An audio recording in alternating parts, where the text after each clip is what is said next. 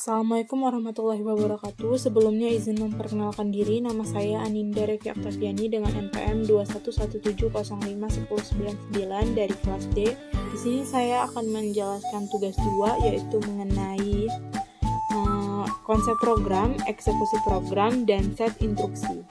Yang pertama ada konsep program. Konsep program sendiri terdiri dari input, proses, serta output. Selanjutnya ada eksekusi program. Set instruksi. Set instruksi adalah sekumpulan instruksi yang dapat dimengerti dan dapat dijalankan oleh CPU berdasarkan tipe arsitekturnya. Set instruksi juga merupakan sebuah kamus yang berisi sekumpulan instruksi yang ada di CPU. Serta tiap-tiap instruksi terdiri dari opcode atau operation code. Selain itu, set instruksi ini juga sering disebut instruksi mesin karena berisi sekumpulan kode biner.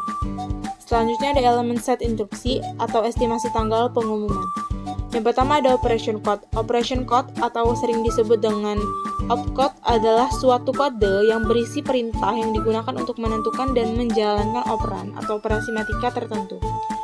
Yang kedua ada source operand reference.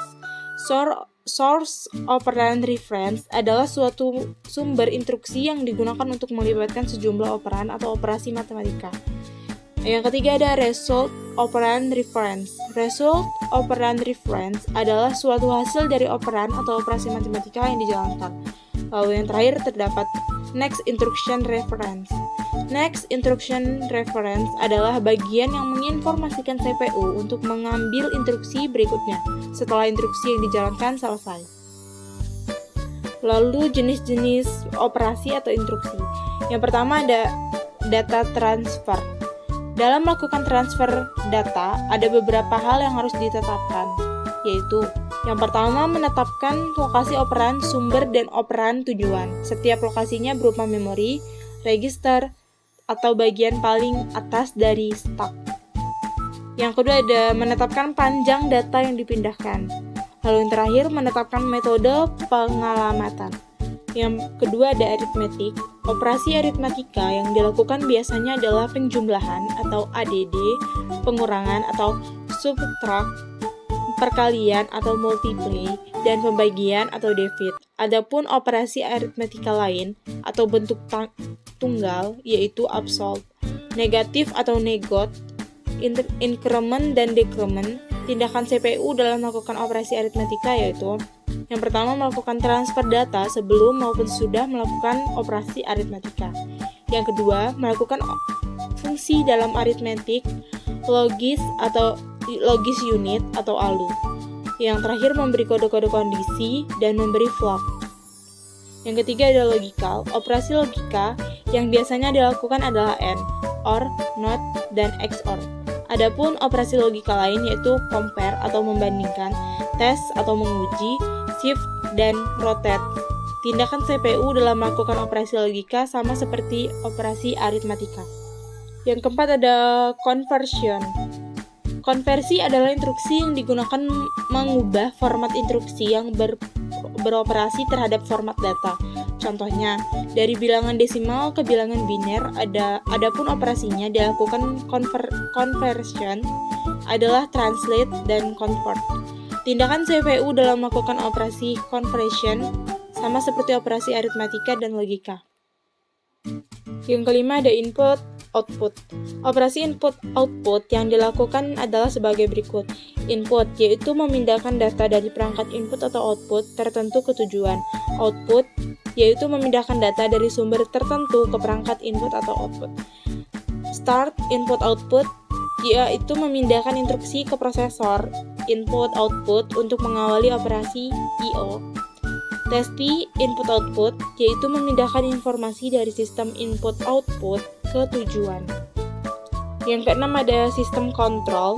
Sistem kontrol adalah instruksi yang hanya dapat dilakukan oleh CPU ketika dalam keadaan tertentu atau ketika sedang menjalankan program yang berada dalam area memori khusus. Contoh membaca atau mengubah register kontrol. Yang ketujuh, transfer of control. Transfer of control dilakukan oleh CPU untuk memperbarui program counter untuk memuat alamat memori dari beberapa instruksi yang ada dalam memori.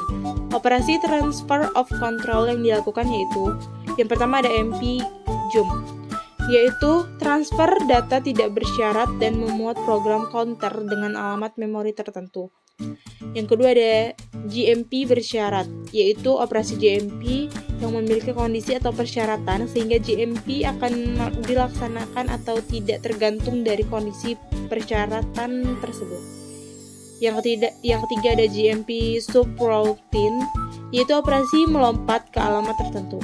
Yang terakhir ada read atau return, yaitu operasi untuk mengakhiri suatu eksekusi prosedur dan mengakhiri transfer control melalui black link pada stack program yang awalnya menjalankan prosedur.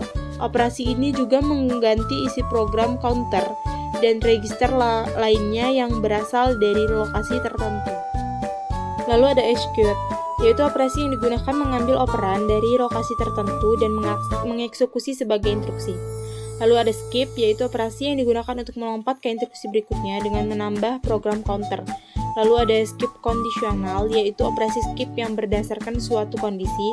Lalu ada HLT, yaitu operasi yang digunakan untuk menghentikan eksekusi program. Lalu ada wait atau halt, yaitu operasi yang digunakan untuk melanjutkan eksekusi program pada saat kondisi terpenuhi. Yang terakhir ada no operation. Yang kedelapan ada addressing mode.